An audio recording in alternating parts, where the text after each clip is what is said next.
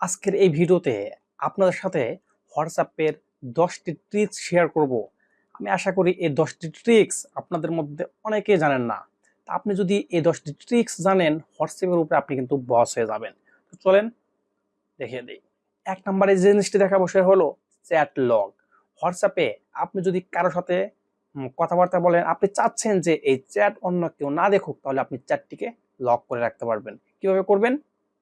এটি করার জন্য আপনি চলে যাবেন আপনার মোবাইল থেকে হোয়াটসঅ্যাপে আসার পর আপনি যে ব্যক্তির সাথে আপনি এই চ্যাটটি লক করতে চান সেই কন্ট্যাক্টের পরে, অর্থাৎ আপনি চাপ দিয়ে ধরে সিলেক্ট করে উপরে থ্রি ডট থেকে আপনি লক চ্যাটে ক্লিক করে আপনি এখান থেকে আপনার যে ফিঙ্গার, এই ফিঙ্গার লক দিয়ে দিতে পারেন। আমি আমার এখান থেকে ফিঙ্গার লক দিয়ে দিচ্ছি। আপনি চাইলে ফেস লক অথবা আপনি প্যাটার্ন লকও দিতে পারেন, আপনার যেমন খুশি। তো এটি কিন্তু এখন লক হয়ে গেছে। তো এখন চাইলেও কিন্তু এই চ্যাটটাকে দেখতে পারবেন। আপনি এই চ্যাট লিস্ট থেকে এই নামটা খুঁজে পাবেন না এখন।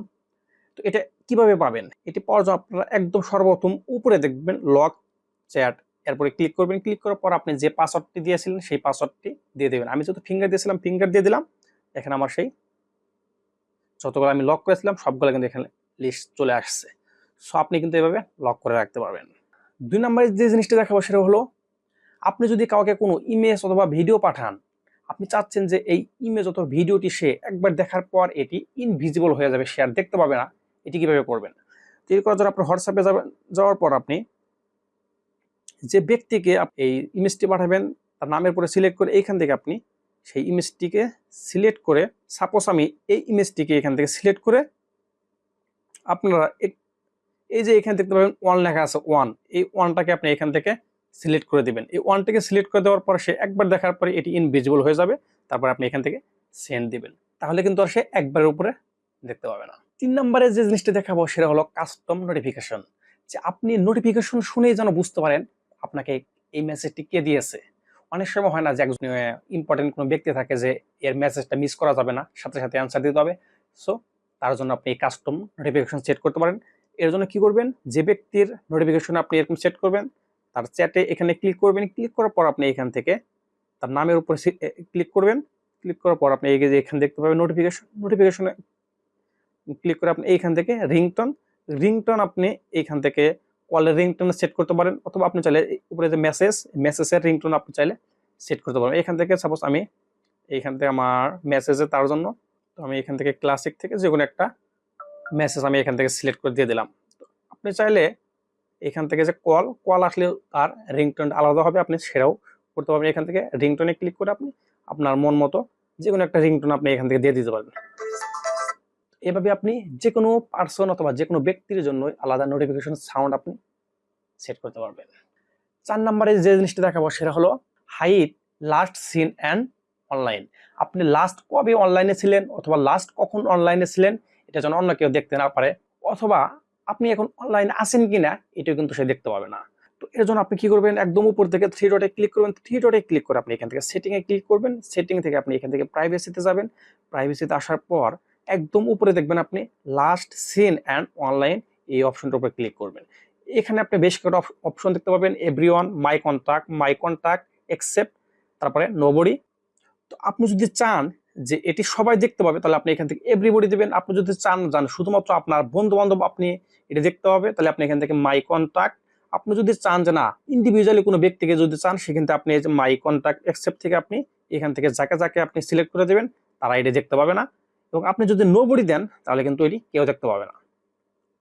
আর এখান থেকে আপনি যদি চান যে who can see when I am online, এখানে যদি আপনি এভরিওয়ানে দেন তাহলে আপনি কখন অনলাইনে ছিলেন অথবা আপনি এখন অনলাইন আছেন কিনা এটা সবাই দেখতে পাবে। আপনি যদি এখান থেকে সেম এস লাস্ট সিন দেন তাহলে কিন্তু সে আপনি অনলাইন আছেন কিনা এটা কিন্তু দেখতে পাবে না।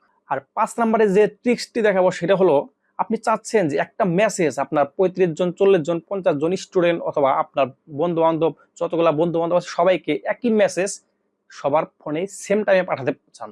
এটি কিভাবে করবেন?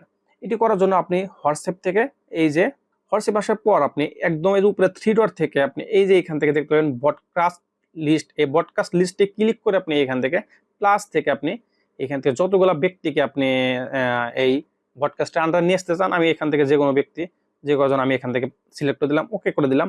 ওকে করে দেওয়ার পর আমি যদি এখন এইখানে কোনো মেসেজ দেই, এইখানে সাপোজ আমি যদি এখন হ্যালো লিখি, জাস্ট সেন্ডে ক্লিক করি, যতগুলো উপরে 8জন ব্যক্তি আমি সিলেক্ট করেছি এই 8জন ব্যক্তির ফোনে কিন্তু সেম টাইমে মেসেজটি চলে যাবে।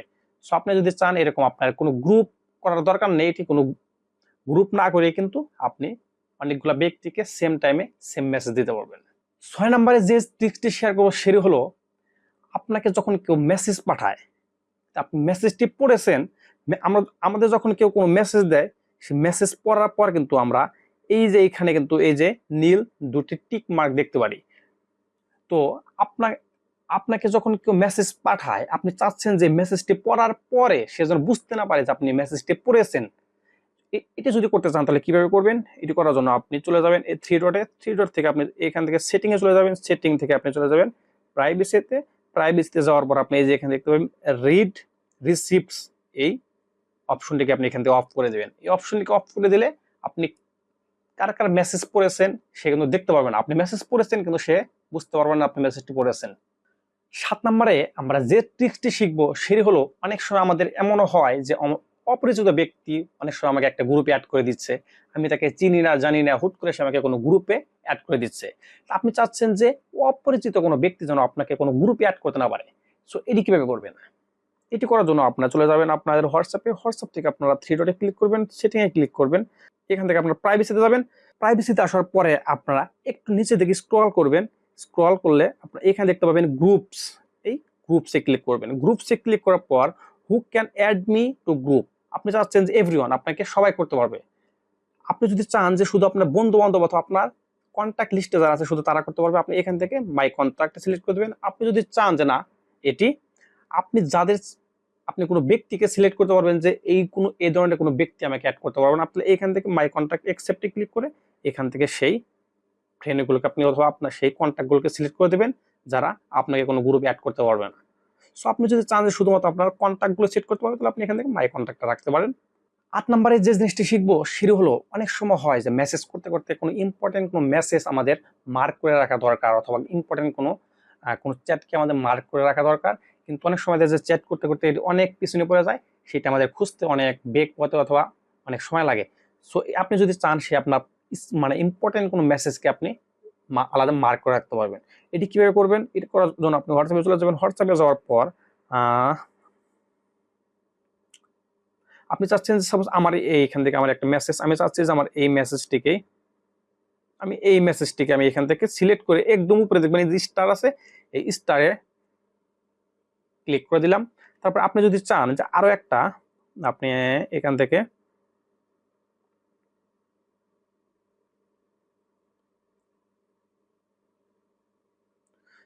আপনি আরো একটা মেসেজকে আপনি চাইলে এখান থেকে এই মেসেজটিকে সিলেক্ট করে আপনি এখান থেকে স্টার করতে পারবেন।